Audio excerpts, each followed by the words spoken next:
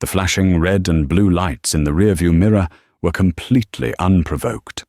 Sergeant Richard Dempsey thought he had just pulled over another out-of-place driver in his affluent, predominantly white town. He smirked, fully intending to humiliate the man behind the wheel of the brand-new Mercedes.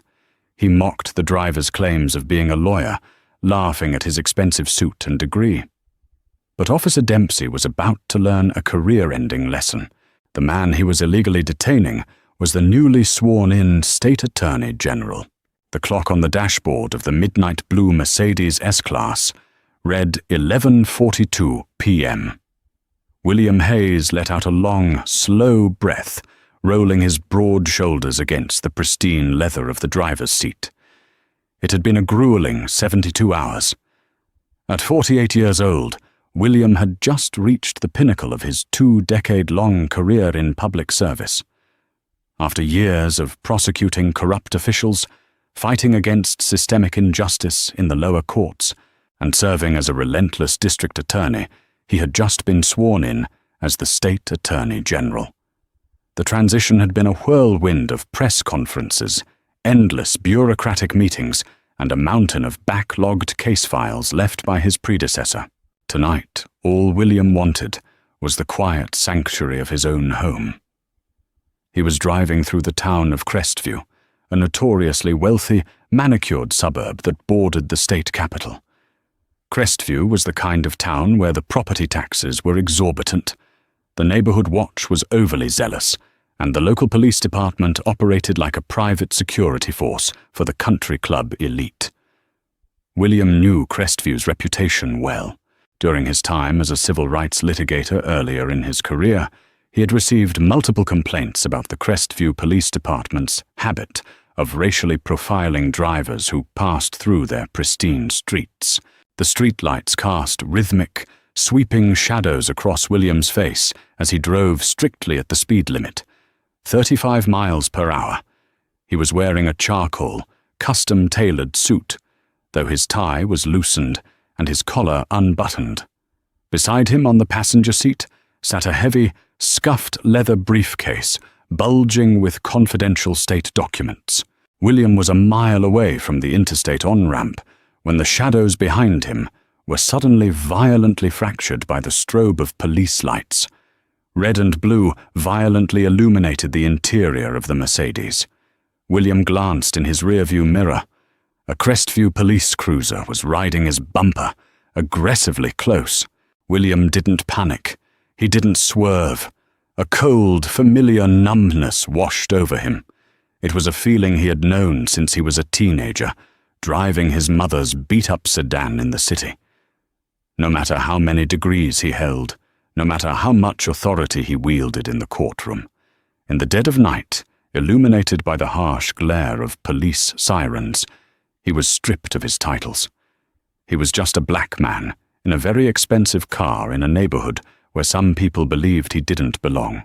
Methodically, William engaged his turn signal. He bypassed a dark, narrow shoulder and drove an additional 200 feet to pull into the well-lit parking lot of a closed pharmacy. It was a habit born of survival. Always pull over where there is light and, ideally, cameras. He placed the Mercedes in park, turned off the engine, and rolled down all 4 windows. This was another calculated move to show complete transparency. He placed both of his large hands at the 10 and 2 positions on the steering wheel. He waited. In the side mirror, William watched the heavy door of the police cruiser swing open. Out stepped Sergeant Richard Dempsey. Dempsey was a hulking man in his late 40s, a 20-year veteran of the Crestview Force who wore his uniform slightly too tight to emphasize his chest. He walked with a slow, exaggerated swagger, his hand casually resting on the butt of his service weapon. Dempsey had spent 2 decades in a town where the biggest crimes were teenagers stealing golf carts and housewives driving under the influence of prescription pills. Yet, he carried himself like a soldier in a war zone. Behind Dempsey, the passenger door opened, and a much younger, thinner officer stepped out. This was Officer Kevin Miller, a rookie who had been on the force for barely 6 months. Miller looked nervous, hanging back by the cruiser's headlights, holding a large, heavy-duty flashlight. Dempsey approached the driver's side of the Mercedes. He didn't go to the window immediately. Instead, he stopped at the trunk, deliberately pressing his thumb against the tail light to leave a fingerprint. An old-school cop tactic, just in case the driver fled and killed him. He shone his blinding tactical flashlight directly into the side mirror, intending to blind the driver before stepping up to William's window. "Evening," Dempsey said. The word dragged out, dripping with a condescending drawl. He kept the blinding beam of the flashlight pointed directly at William's eyes. "Good evening, officer," William replied. His voice was a deep, calm baritone. It was the exact voice he used when cross-examining a hostile witness. Unshaken, unbothered. "Do you know why I pulled you over?" Dempsey asked, leaning in slightly. He was invading the physical space of the window, his eyes darting around the luxurious interior of the vehicle, taking in the ambient lighting, the pristine leather, and the expensive briefcase. "I have absolutely no idea, officer," William said smoothly, blinking against the harsh light. "I was maintaining the speed limit of 35 miles per hour.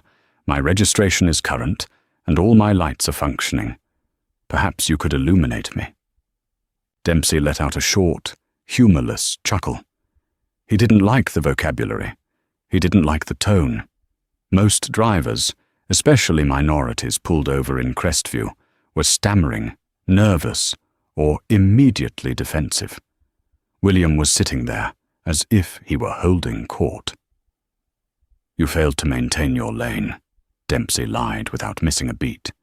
"You crossed the solid yellow line back by the Elm Street intersection." "I did not," William stated simply.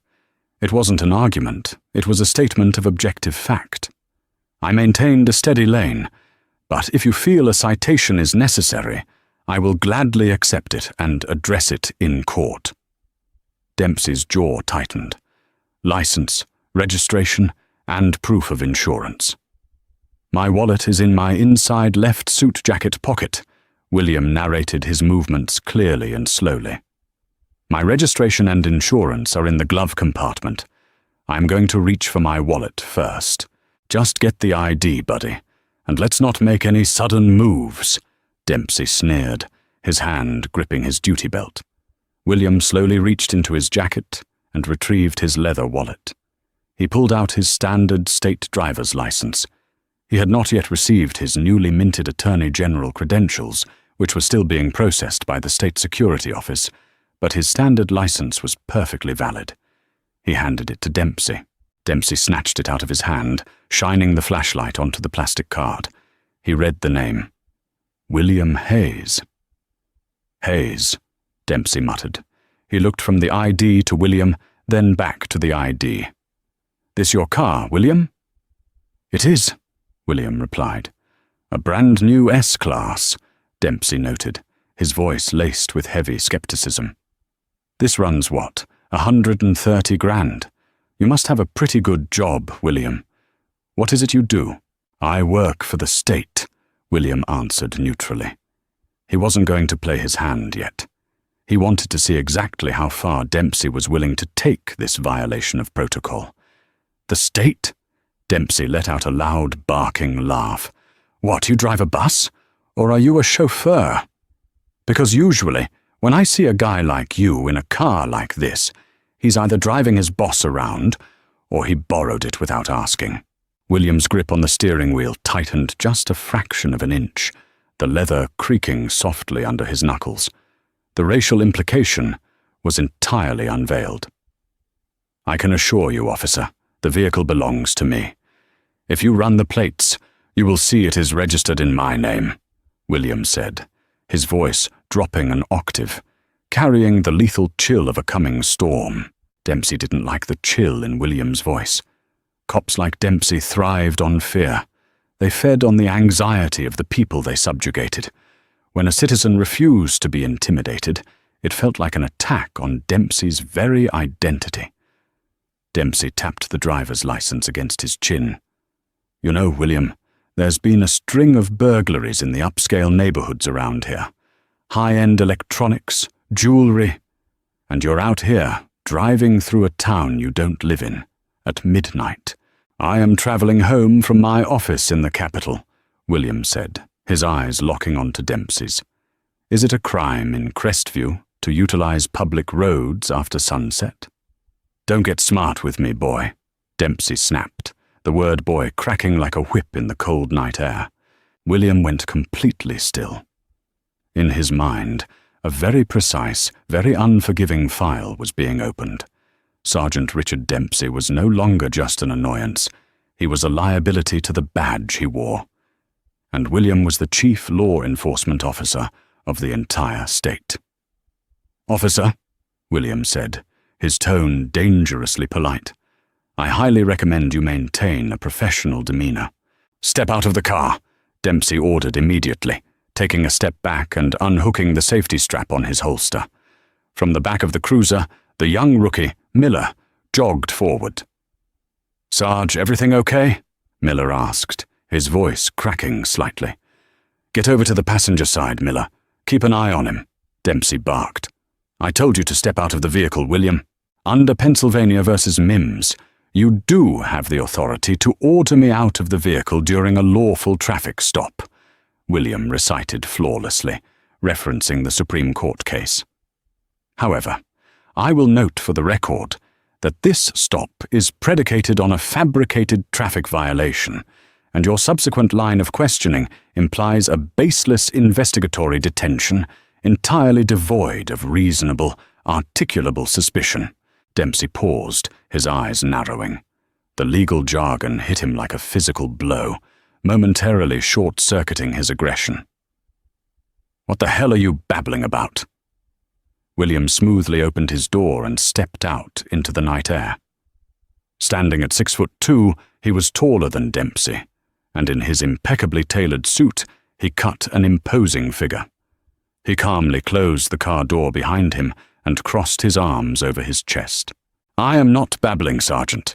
I am explicitly stating my rights," William said, looking down slightly at the officer. Dempsey puffed out his chest, stepping into William's personal space to intimidate him. "You think you're some kind of lawyer?" "I am an attorney, yes," William replied. Dempsey let out a loud, ugly laugh, turning to his rookie. "You hear that, Miller? We got ourselves a lawyer. Johnny Cochran over here." He turned back to William, a vicious smirk on his face. "Where'd you get your law degree, William? Print it off the internet? One of those online universities where you pay $100 and they mail you a certificate? Let me guess, you do slip and falls for a strip mall firm?" "I received my Juris Doctorate from Columbia Law School," William answered. "Graduated magna cum laude." "Right, and I'm the King of England," Dempsey mocked. He shone his flashlight down at William's hands, then at his pockets. "You got any weapons on you? Any needles, any drugs?" "I am unarmed. I do not use narcotics," William said. "Put your hands on the hood of the car," Dempsey commanded. "Are you conducting a Terry frisk?" William asked, not moving. "Because to do so, you must have a reasonable suspicion that I am armed and presently dangerous. Given that I have been nothing but compliant and have identified myself as an officer of the court, you have no such suspicion." "I have suspicion that you're resisting my lawful orders," Dempsey shouted, his face turning red. "Hands on the hood now, or I will put you on the ground and place you in handcuffs." Across the hood, Officer Miller looked terrified. Sarge, maybe we should just run his license and give him a warning. He's not doing anything." "Shut up, Miller," Dempsey snapped. "This guy is a smart aleck who thinks his fancy vocabulary means he doesn't have to listen to the police. Hands on the hood." William considered his options. He could end this right now. He could simply state his title. But William knew something crucial. If Dempsey was doing this to him, he was doing it to teenagers. He was doing it to single mothers. He was doing it to people who didn't have Columbia law degrees and the power of the state behind them. William needed to see the full extent of Dempsey's corruption. He needed Dempsey to dig his grave so deep he could never climb out. Slowly, deliberately, William turned and placed his hands flat on the hood of his own car. Dempsey smirked triumphantly. He stepped up behind William and kicked his legs apart roughly. Dempsey's hands moved over William's suit, patting him down with unnecessary force. He checked the waistline, the ankles, and the pockets. Dempsey pulled out William's cell phone and set it on the hood. Then he patted the right side of the jacket and felt something rigid. He reached his hand inside William's suit jacket. "Do not reach into my pockets," William warned, his voice like grinding granite. "A Terry frisk only allows for a pat-down of the outer clothing to check for weapons. You do not have probable cause to search my interior pockets." "I feel a hard object. Could be a weapon," Dempsey lied again, shoving his hand into William's inner pocket. He pulled it out. It wasn't a weapon. It was a thick, heavy leather badge wallet. Dempsey didn't open it immediately. He just stared at the fine leather, flipping it over in his hand. "What's this, William? You got a fake badge in here? You playing dress-up?" "That is my official identification," William said, his hand still resting on the hood. "I strongly suggest you open it and read it very, very carefully." The parking lot of the pharmacy was dead quiet, save for the low, rhythmic hum of the police cruiser's engine and the distant sound of highway traffic. The strobe lights washed over the three men, casting an eerie, pulsating glow. Officer Miller, standing on the other side of the Mercedes, swallowed hard. His instincts were screaming at him that something was terribly wrong. The man they had pulled over wasn't acting like a criminal caught in a lie. He was acting like a predator, allowing a trap to snap shut around its prey. "Open it, Sarge," Miller called out, his voice shaking. "Just look at the ID." Dempsey sneered at Miller. "Relax, rookie. This guy is a fraud. I've seen it 100 times. These sovereign citizen types, or guys who buy fake private investigator badges to try and get out of speeding tickets." Dempsey looked back at William's broad back. "Let me tell you something, counselor. Impersonating a law enforcement officer or a state official is a felony. So if I open this up, and it's some fake tin star you bought on Amazon, you aren't just getting a ticket. You're going to the county jail and this shiny car of yours is getting impounded. Do you understand me?" "I understand the law perfectly, Sergeant Dempsey," William said, having read the officer's name tag when he was facing him. "The question is, do you? Because in the last 10 minutes, you have violated the Fourth Amendment. You have conducted an illegal search of my person under the false pretext of a Terry stop, and you are currently threatening me with false imprisonment. I am giving you one final opportunity to hand me back my property. Write whatever fabricated citation you wish to write, and let me go." It was an out, a massive, generous out that William was offering. But ego is a blinding poison. Dempsey had ruled the asphalt of Crestview for too long to let a black man in a fancy suit dictate terms to him. "You don't give me opportunities, boy," Dempsey growled, stepping closer, his breath hot on the back of William's neck. "I am the law out here, and you are just another thug who got lucky with a paycheck." William slowly lifted his hands from the hood of the car and turned around to face Dempsey. He ignored Dempsey's hand hovering over his gun. "Open the wallet, Richard," William commanded. It wasn't a request.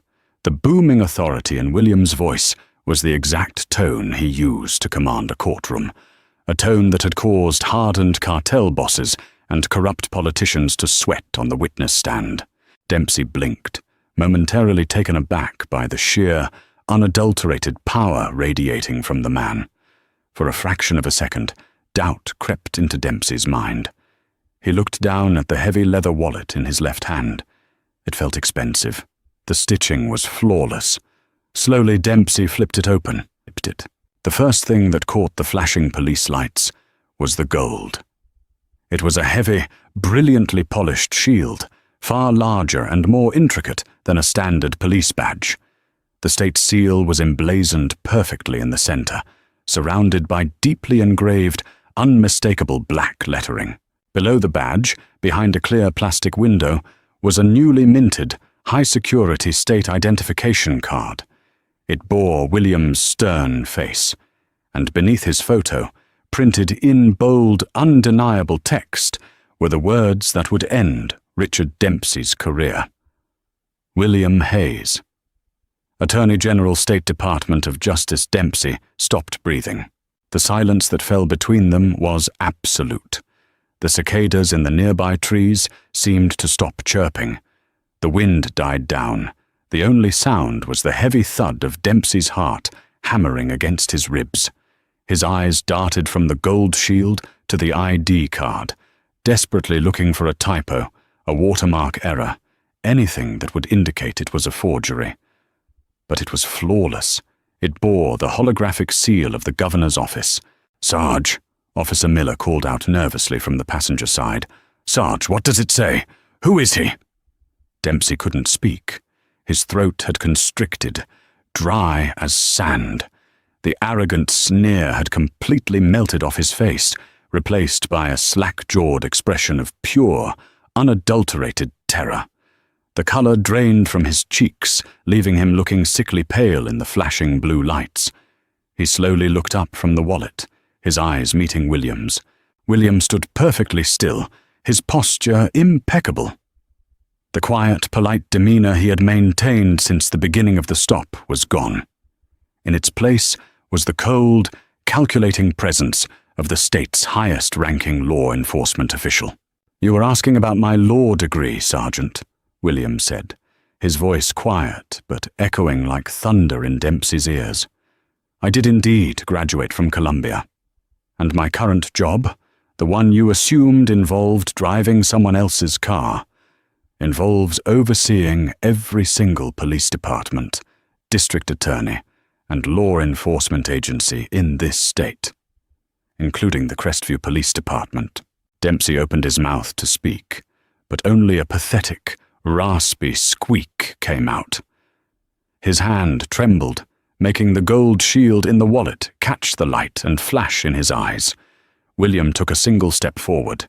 Dempsey instinctively took a step back, shrinking under the towering presence of the Attorney General. "Officer Miller," William called out, his eyes never leaving Dempsey's terrified face. Miller jumped, startled by the direct address.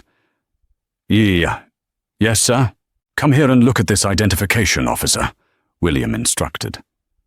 Miller hurried around the front of the Mercedes, his footsteps heavy on the pavement. He walked up beside his paralyzed sergeant and looked down at the wallet in Dempsey's trembling hand. Miller squinted in the dim light, reading the badge. His eyes widened comically. He looked at the ID picture, then at William, then back to the badge. "Oh my God," Miller whispered, his voice trembling. He immediately took 3 large steps backward, physically distancing himself from Dempsey as if the sergeant were suddenly radioactive. "Sir, Attorney General Hayes, I had no idea, sir." "I am aware of that, Officer Miller," William said, keeping his gaze locked on Dempsey.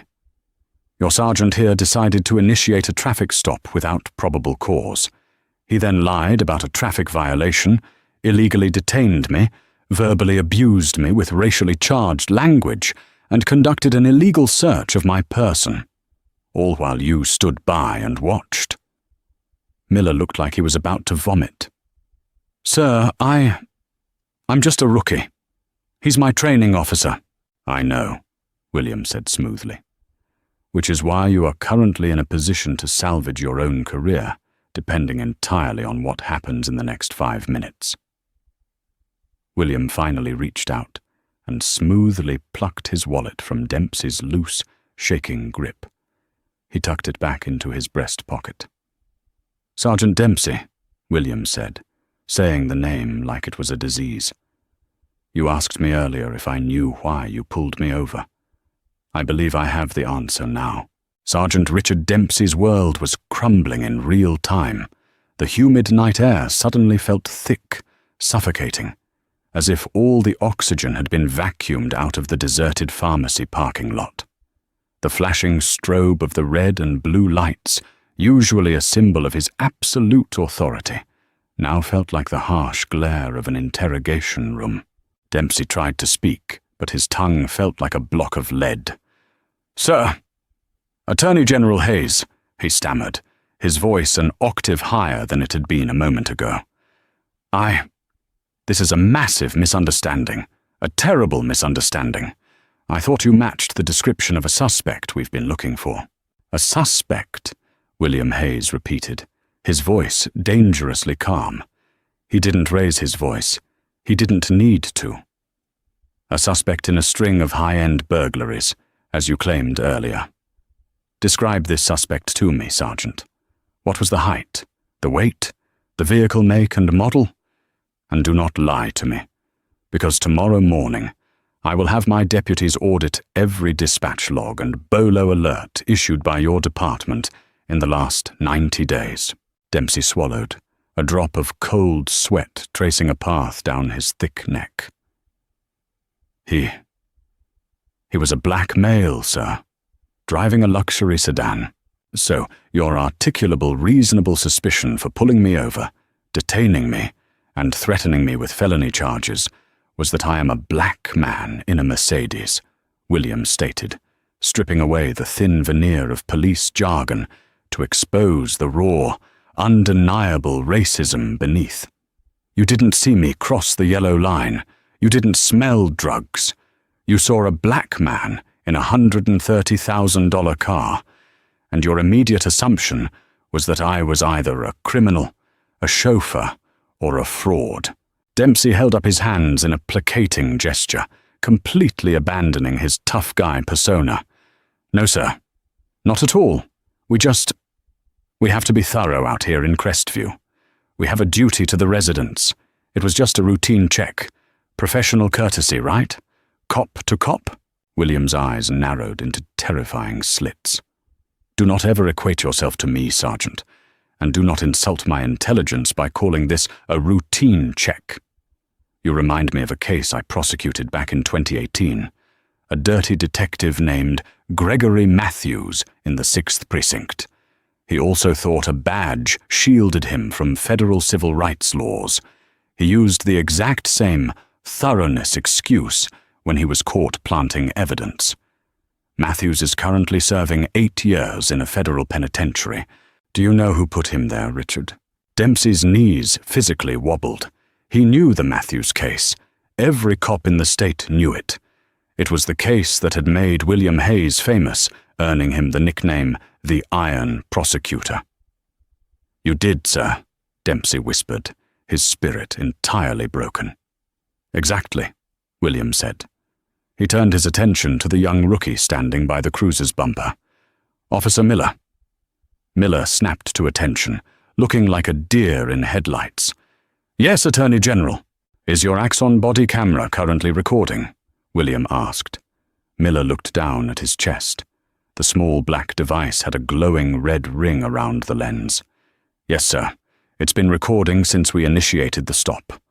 Audio and video." William turned back to Dempsey. He looked at the sergeant's chest. The camera was there, but there was no red light. "Yours is turned off, Sergeant Dempsey. A convenient mechanical failure or a deliberate violation of departmental policy during a traffic stop?" "Aye. The battery was dying, sir," Dempsey lied, though his voice cracked on the final word. "Officer Miller," William commanded, "go to your cruiser. Secure the dashcam footage. Do not let it overwrite. Do not turn it off. And do not let Sergeant Dempsey anywhere near that vehicle. Understood?" "Understood, sir," Miller said, scrambling backward to the cruiser and practically diving into the passenger seat to guard the dashcam. William reached into his tailored pants pocket and pulled out his cell phone. The screen illuminated his stern features. He scrolled through his contacts, bypassing the governor and the state senators, and tapped a number. He put the phone on speaker, holding it out so Dempsey could hear every ring. It was 12:15 a.m. The line rang 3 times before a groggy, deep voice answered. "Henderson. Chief Robert Henderson," William said clearly. "This is State Attorney General William Hayes." There was a loud rustling on the other end of the line, the sound of a man practically falling out of bed. "Attorney General. Sir?" "Good Lord, what time is it? Is there an emergency?"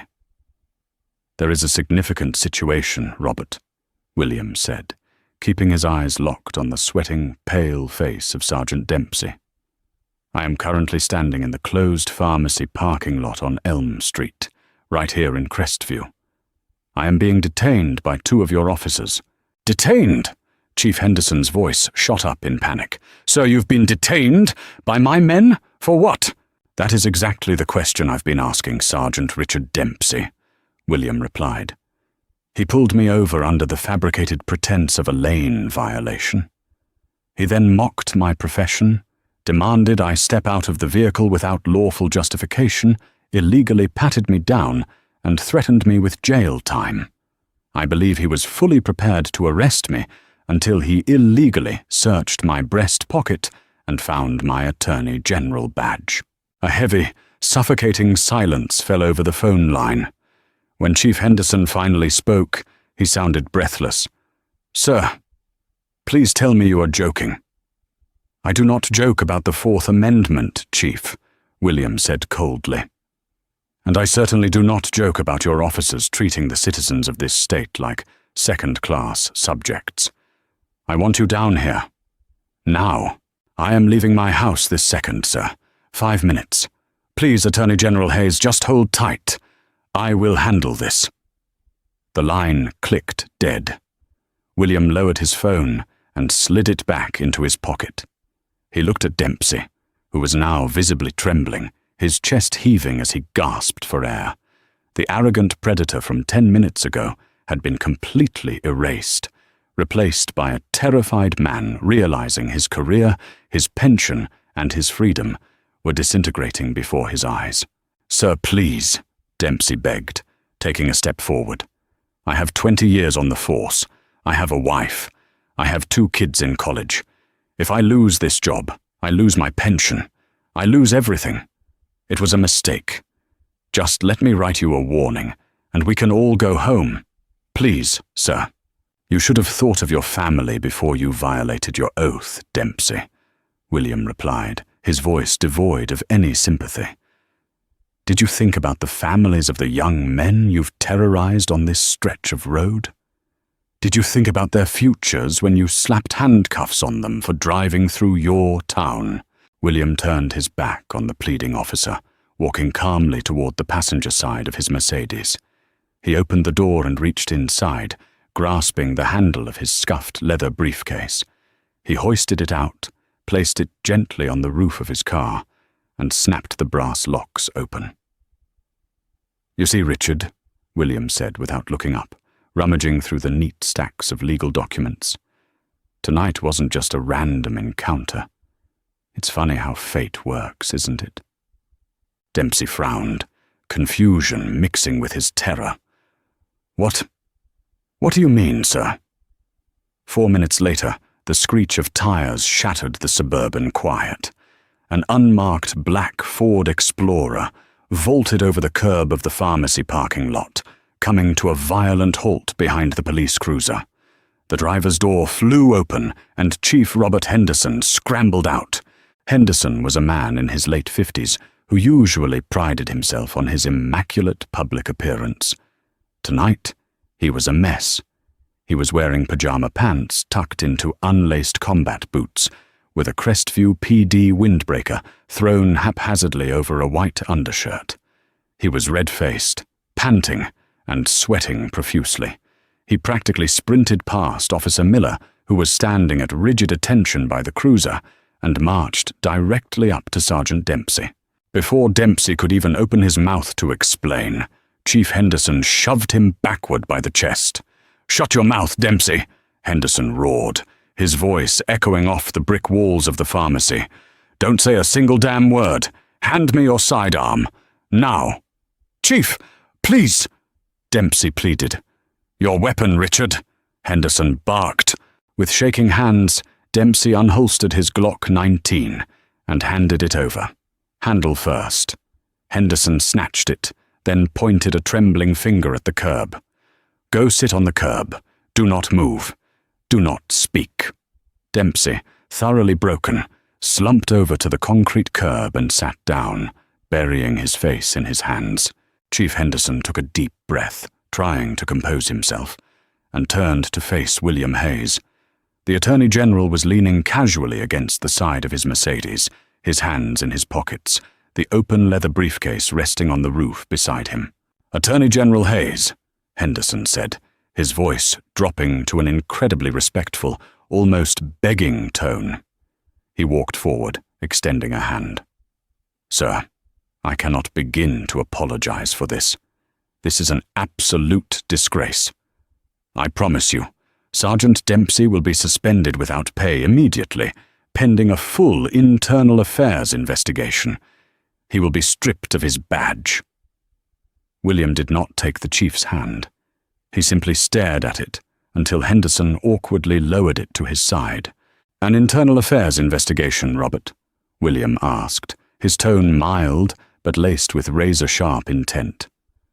"You want to handle this in-house?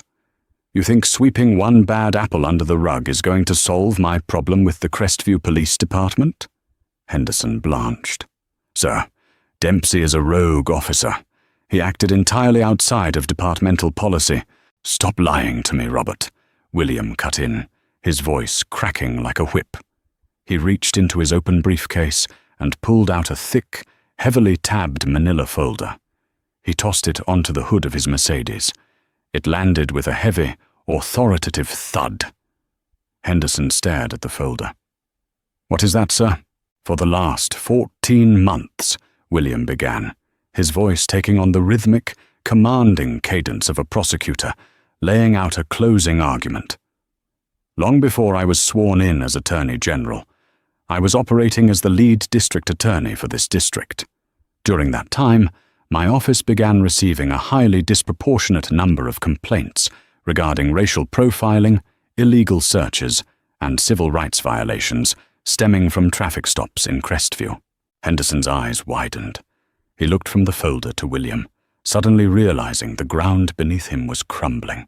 "We brought in the State Civil Rights Enforcement Division," William continued. "Under the direction of Special Prosecutor Jonathan Brooks, we began quietly pulling your department's traffic data. The numbers were staggering, Robert. African American and Hispanic drivers account for barely 12% of the traffic traveling through Crestview, yet they account for 68% of your midnight shift traffic stops and 82% of your vehicle searches." "Sir, statistics can be misconstrued," Henderson tried to interject, though he sounded weak. "We patrol a high-traffic corridor. I am not finished," William snapped, silencing the chief instantly. "We didn't just look at statistics. We looked at the why. We subpoenaed internal emails. We interviewed former officers who were forced out for not playing ball. We discovered that your department operates an unwritten quota and containment policy. You explicitly instruct your night shift officers to pull over minorities driving expensive vehicles under the pretext of looking for burglary suspects. You incentivize it." Henderson's face lost all its color. He looked like a man who had just been handed a terminal diagnosis. "Attorney General, you can't possibly believe I sanctioned—" "I know you sanctioned it, Robert," William said coldly. "We have the sworn testimonies. We have the data. The only thing my office was lacking before I took my new oath was indisputable, first-hand, high-definition evidence of this policy being executed in real time by one of your senior training officers, without any extenuating circumstances." William gestured to the open, pristine parking lot, to Dempsey sitting on the curb, to the flashing lights. "Which brings me to tonight," William said, a grim, satisfied smile playing at the corners of his mouth. The realization hit Chief Henderson like a physical blow. He staggered back half a step. Down on the curb, Dempsey lifted his head, his jaw dropping as the pieces clicked together. "You didn't just happen to get pulled over," Henderson whispered, horrified. "No, I did not," William confirmed. "I have an apartment in the capital. I could have stayed there tonight. But instead, I chose to drive my brand new S-Class through the heart of Crestview at midnight, going exactly the speed limit. I made myself the bait. I wanted to see if your officers were truly as brazen as the investigation suggested." William pointed a finger at Dempsey. And Sergeant Dempsey here performed exactly as predicted. He took the bait hook, line, and sinker. He lied about a traffic violation. He mocked my education. He illegally detained me. And thankfully, Officer Miller's body camera and the cruiser's dash cam captured every single unconstitutional second of it. Chief Henderson rubbed his face with both hands, letting out a long, defeated groan. He was looking at federal indictments. He was looking at a complete Department of Justice takeover of his police force. "So, Chief Henderson," William said, closing his briefcase with a sharp, decisive click, "we are not going to do an internal affairs investigation, because as of this moment, the Crestview Police Department is under a sweeping civil rights probe by the State Attorney General's office. Sergeant Dempsey is not going to be suspended. He is going to be arrested." "Arrested?" Dempsey cried out from the curb, scrambling to his feet. "Sir, you can't. Chief, tell him." "Under Section 242 of Title 18, William recited, his voice echoing in the night. "Deprivation of rights under color of law. It is a federal crime." He looked at the chief. "Robert, you are going to take your handcuffs off your belt, and you are going to arrest your sergeant right now, or I will call the state police barracks, have them come down here, and they will arrest both of you." Henderson didn't hesitate. Survival instinct kicked in. He turned to Dempsey, pulling his steel cuffs from the back of his belt. "Hands behind your back, Richard," Henderson ordered, his voice devoid of emotion. "Chief, please, we're brothers. I was just doing what you told us to do," Dempsey screamed, tears finally spilling down his cheeks as he backed away. "Do not make me use force, Richard. Give me your hands," Henderson demanded, stepping forward and grabbing Dempsey's wrist, twisting it violently behind his back. The sharp click, click, click of the ratcheting metal echoed loudly in the quiet night. William watched impassively as the 20-year veteran, the arrogant bully of Crestview, was reduced to a sobbing, handcuffed mess in the middle of a CVS parking lot. William then turned his gaze to the rookie. Officer Miller was standing perfectly still, terrified to even breathe. "Officer Miller," William said. "Sir," Miller squeaked. "Tomorrow morning at 8 a.m., you are going to report to the State Attorney General's office in the capital," William instructed. "You are going to sit down with Special Prosecutor Brooks, and you are going to give a full, sworn, unredacted statement about everything you have seen and heard during your 6 months in this department. If you are entirely truthful, you will keep your badge. If you omit a single detail to protect these men, you will share a cell with them. Do we have an understanding?" Miller nodded frantically. "Yes, sir. Absolutely, sir. I'll tell you everything." William Hayes adjusted his suit jacket, picked up his briefcase, and opened the door of his Mercedes. He looked back one last time at the flashing lights, the handcuffed sergeant, and the ruined police chief. "Good night, gentlemen," William said. "I'll see you in court." The sun had barely crested the horizon over the state capitol, casting long, golden rays against the limestone pillars of the Department of Justice building, but Attorney General William Hayes had already been at his desk for 3 hours. The pristine charcoal suit from the night before had been replaced by a sharp navy pinstripe, his armor for the coming war. At exactly 8 a.m., the heavy oak doors to William's office swung open. in walked Special Prosecutor Jonathan Brooks, flanked by FBI Special Agent Robert Clayton of the Public Corruption Unit. Trailing nervously behind them, clutching a styrofoam coffee cup as if his life depended on it, was Officer Kevin Miller. "Good morning, Attorney General," Brooks said, setting a thick stack of fresh transcripts on William's desk. Officer Miller has been incredibly cooperative. He's been talking since 6 this morning. William looked up, his expression unreadable. He gestured to the plush leather chairs opposite his desk. "Sit down, Officer Miller. Tell me exactly what you told Special Agent Clayton." Miller swallowed hard, sinking into the chair. "Sir, it's worse than just racial profiling. The stops, they weren't just about harassment. It was a revenue-generating operation. Chief Henderson and Mayor Thomas Mitchell called it Operation Night Watch, off the books. They specifically targeted out-of-town minorities driving luxury vehicles because they assumed those drivers wouldn't have the local connections to fight back in Crestview's municipal court." Agent Clayton leaned forward, adjusting his wire-rimmed glasses. "It gets deeper, William. Miller provided us with the location of an off-site server where the department kept a secondary ledger. Dempsey and a handful of other senior officers were utilizing civil asset forfeiture laws to seize cash, jewelry, and sometimes the vehicles themselves, claiming they were suspected proceeds of narcotics trafficking. But there were no drugs. The Crestview municipal government was funneling that seized money into the town's general fund to pay for the new country club renovations and the mayor's re-election campaign." William's eyes narrowed into dangerous slits. This wasn't just a case of a few racist cops playing cowboy on a midnight shift. This was a highly organized, systemic criminal enterprise operating under the color of law. Sergeant Dempsey hadn't just been searching for a fake badge in William's suit. He had been searching for cash to steal. "Get the warrants," William ordered, his voice vibrating with absolute authority. "I want the Crestview Police Department locked down. I want Mayor Thomas Mitchell's financial records frozen. And I want federal agents kicking down the doors of Crestview City Hall before their morning coffee gets cold." By noon, the affluent, quiet suburb of Crestview was the epicenter of a media earthquake. Satellite trucks from every major news network jammed the manicured streets. Overhead, news helicopters circled like vultures.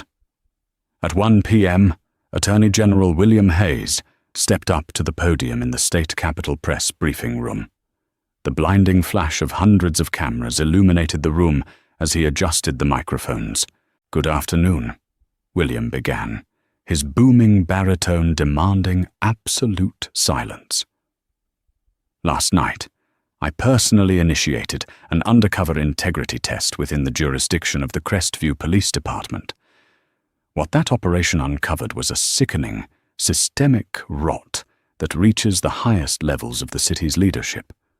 As of this morning, under the joint efforts of the State Department of Justice and the Federal Bureau of Investigation, Crestview Police Chief Robert Henderson, Mayor Thomas Mitchell, and Sergeant Richard Dempsey have been placed under federal arrest." A collective gasp echoed through the press corps, followed by an immediate eruption of shouted questions. William held up a hand, silencing them instantly. "They are facing a 32-count indictment," William continued, "including conspiracy to violate civil rights, extortion under color of official right, and wire fraud. The badge is a symbol of public trust. When men like Richard Dempsey and Robert Henderson pervert that trust into a weapon of racial terror and financial extortion, they cease to be law enforcement officers. They become an organized crime syndicate. And in this state, we dismantle syndicates." 6 months later, the sweeping architecture of the Federal District Court in the capital felt less like a building and more like a cathedral of judgment. The Honorable Judge Samuel Bennett, a man known for his merciless sentencing of corrupt officials, presided over the courtroom with a stare that could freeze boiling water. Sitting at the defense table, wearing a brightly colored, ill-fitting Orange County Jail jumpsuit, was Richard Dempsey. He had aged 10 years in the span of 6 months. His muscular frame had deflated, his broad shoulders slumped in absolute defeat. His arrogant swagger had been entirely eradicated, replaced by the hollow, terrified stare of a man who realized his life was over. The twists in the case had been rapid and devastating. Chief Robert Henderson, terrified of dying in a federal penitentiary, had immediately turned state's witness. He had handed the prosecution everything they needed to completely destroy Mayor Thomas Mitchell and Sergeant Dempsey. Henderson's testimony confirmed that Dempsey was the primary enforcer of Operation Night Watch, personally responsible for over 300 illegal searches and 50 fraudulent civil asset forfeitures. Because of the overwhelming evidence, including the damning dashcam footage of Dempsey mocking and illegally searching the state attorney general, Dempsey's defense attorneys had practically begged for a plea deal. William Hayes, seated at the prosecution table in a flawless grey suit, stood up as Judge Bennett called for sentencing. "Mr. Hayes, does the state wish to make a final statement?" Judge Bennett asked, adjusting his reading glasses. "We do, Your Honor," William replied. He walked out from behind the table and approached the podium. He didn't look at the judge. He turned his body slightly, locking his piercing gaze directly onto Richard Dempsey. Dempsey flinched, unable to meet William's eyes, staring instead at his shackled hands. "6 months ago," William's voice rang out, clear and steady.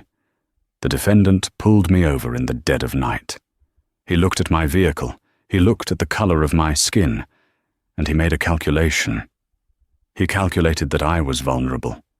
He calculated that, because of who he was, and because of the badge he wore, he could strip me of my dignity, my constitutional rights, and my freedom with absolute impunity."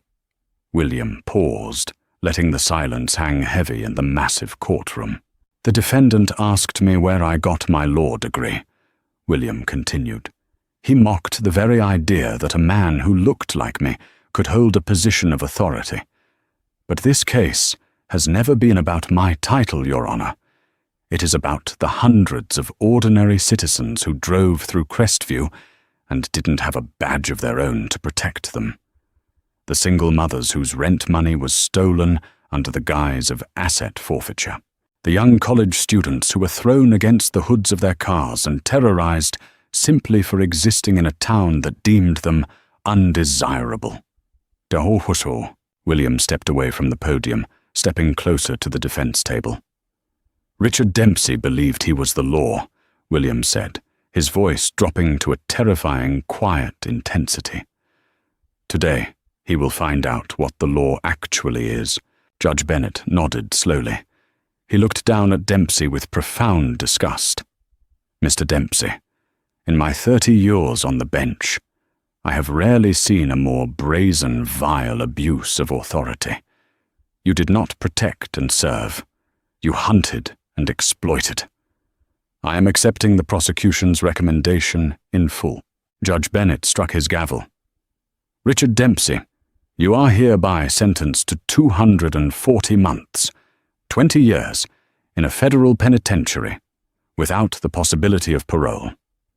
You are remanded immediately to the custody of the United States Marshals." A choked sob escaped Dempsey's throat as 2 heavy-set federal marshals grabbed him by the arms, hauling him to his feet. As they dragged him toward the side door of the courtroom, Dempsey finally looked back. He looked past his expensive defense attorneys, past the crowded gallery, and met the eyes of William Hayes. William didn't smile. He didn't gloat. He simply stood perfectly straight, the ultimate embodiment of the justice Dempsey had spent his entire career mocking. The heavy wooden door slammed shut, sealing Dempsey's fate. That evening, the sun set beautifully over the state capitol. William Hayes walked out of the Department of Justice building, his leather briefcase in hand. The air was crisp and cool. He walked down the stone steps and approached his midnight blue Mercedes S-Class, parked in its reserved spot. He slid into the driver's seat, the familiar smell of premium leather welcoming him. He started the engine, pulling out onto the highway. As he drove home, the roads felt different. The flashing lights of a police cruiser no longer meant a predatory trap was waiting in the dark. Thanks to one midnight traffic stop, a corrupt empire had fallen, and the scales of justice had finally been balanced. What an absolute masterclass in taking down a corrupt system. Attorney General William Hayes didn't just get revenge. He dismantled a criminal empire operating right under the public's nose. It just goes to show that power trips and prejudice will eventually cross the wrong person. If you loved watching justice served cold to Sergeant Dempsey and the corrupt Crestview officials, please hit that like button. Share this incredible true-to-life story with your friends to spread the word, and don't forget to subscribe to the channel for more epic stories of instant karma and legal takedowns.